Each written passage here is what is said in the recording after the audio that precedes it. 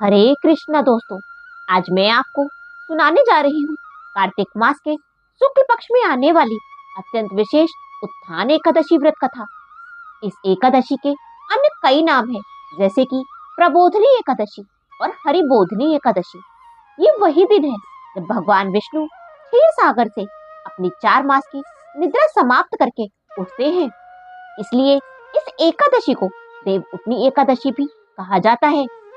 4 मास तक जब श्री हरि क्षीर सागर में शयन करते हैं तो उस समय कोई भी मांगलिक कार्य, विवाह आदि नहीं किए जाते। और जैसे ही भगवान योग निद्रा से जागते हैं तो उसके पश्चात इन मांगलिक कार्यों का आरंभ होता है।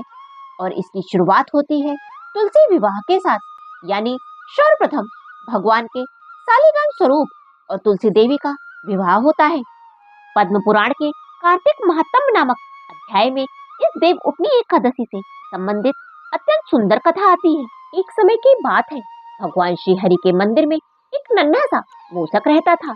और मूषक के स्वभाव अनुसार प्रतिदिन भगवान को जो दीपक अर्पित किया जाता, उसी के बचे हुए घी और बाती से वो अपना भोजन करता था और संपूर्ण दिन इधर उधर उछल कूद करता रहता।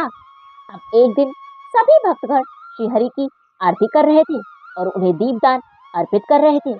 मंदिर में शंख घंटे आदि बज रहे थे। उस समय के बाद सभी लोग चले गए। उनके जाने के बाद वो मूषक बाहर आया। उसे अत्यंत भूख लगी हुई थी। भगवान नारायण के समक्ष जो दीपक जल रहा था वो अभी पूरी तरह से बुझा नहीं था। अब क्या करे, भूख इतनी ज्यादा थी कि मूषक ने उस दिए के ठंडे होने की प्रतीक्षा किए बिना ही उसे खा लिया। परिणाम स्वरूप बाती गर्म होने के कारण उसका मुंह जलने लगा।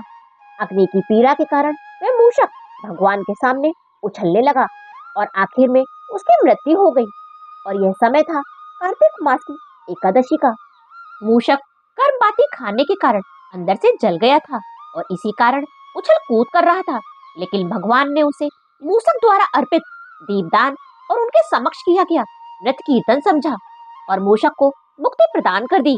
अगर अनजाने में किए गए इस कार्य का इतना बड़ा फल मिल सकता है तो जरा सोचिए कि संकल्प के साथ किए गए एकादशी का व्रत हमारे लिए कौन से सौभाग्य के द्वार खोल सकता है। इसीलिए एक समय युधिष्ठिर महाराज ने भगवान श्री कृष्ण से पूछा था, हे मधुसूदन, कार्तिक मास में आने वाली अन्य एकादशी कौन सी है और इसका महत्व क्या है। तो भगवान ने प्रेम के साथ उत्तर दिया, हे राजन, कार्तिक मास के शुक्ल पक्ष में आने वाली एकादशी को उत्थान एकादशी कहते हैं। जो भी व्यक्ति संकल्प के साथ इस एकादशी का पालन करता है उसके 100 जन्मों के पाप कर्म नष्ट हो जाते हैं। अब मैं तुमको इस एकादशी के संलग्न में एक पौराणिक कथा सुनाता हूँ, ध्यान पूर्वक सुनो। एक समय की बात है, किसी नगर में एक राजा था।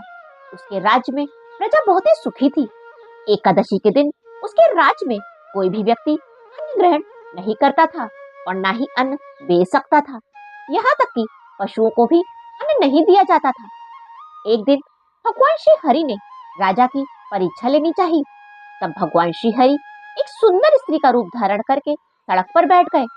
जब राजा वहां से गुजरा तो उसने उस स्त्री को देखा। उस स्त्री की सुंदरता को देखकर राजा मंत्रमुग्ध हो गया। राजा ने उस स्त्री से पूछा, हे सुंदरी, तुम कौन हो और यहाँ किस तरह बीच रास्ते में क्यों बैठती हो। तब सुंदर स्त्री बने भगवान बोले, मैं बेसहारा हूँ, इस दुनिया में मेरा कोई नहीं है, मैं किससे सहायता मांगू।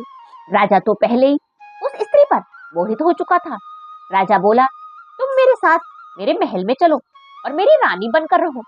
यह सुनकर वह स्त्री बोली, मैं तुम्हारी बात मान लूंगी, पर तुम्हें अपने राज्य का पूरा अधिकार मुझे सौंपना होगा। राज पर मेरा पूर्ण अधिकार होगा और मैं जो भी बनाऊंगी वही तुम्हें खाना होगा। राजा उसके रूप पर मोहित था, इसलिए उसने उस सुंदरी की सभी शर्तें स्वीकार कर ली और उसको अपने महल में ले गया और उससे विवाह कर लिया। अगले ही दिन देवउठनी एकादशी थी।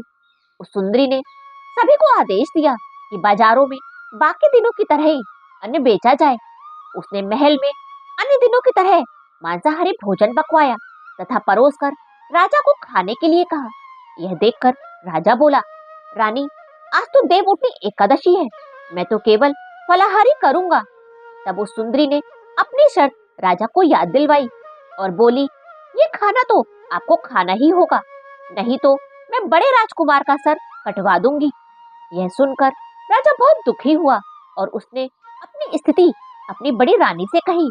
यह सब सुनकर बड़ी रानी बोली, महाराज धर्म ना छोड़े, बड़े राजकुमार की बलि दे दे, बेटा तो फिर से मिल जाएगा, लेकिन धर्म नहीं मिलेगा। ऐसा कहकर बड़ी रानी रोने लगी। तभी बड़ा राजकुमार वहां आ गया।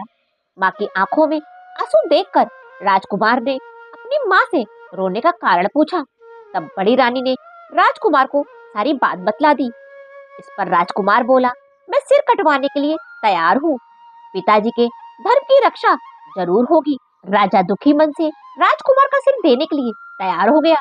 तब उस सुंदर स्त्री के रूप में भगवान विष्णु ने प्रकट होकर असली बात बताई और कहा, हे राजन, तुम इस कठिन परीक्षा में उत्तीर्ण हुए हो। मैं तुम्हारी भक्ति से अत्यंत प्रसन्न हूँ, तुम मुझसे वरदान मांगो। तब राजा बोला, हे प्रभु, हमारे पास आपका दिया हुआ सब कुछ है, आप हम पर अपना आशीर्वाद बनाए रखें और हमारा उद्धार करें। उसी समय वहां एक दिव्य विमान उतरा। राजा ने बड़े राजकुमार को राज्य सौंप दिया और विमान में बैठकर परम धाम को चला गया। अंत में कथा का समापन करते हुए भगवान श्री कृष्ण युधिष्ठिर महाराज से बोले, हे राजन, इस एकादशी व्रत का जो नियम और श्रद्धा से पालन करता है उसे 100,000 अश्वमेध यज्ञों का फल प्राप्त होता है। बोलो श्री कृष्ण भगवान की जय, बोलो भगवान विष्णु की जय।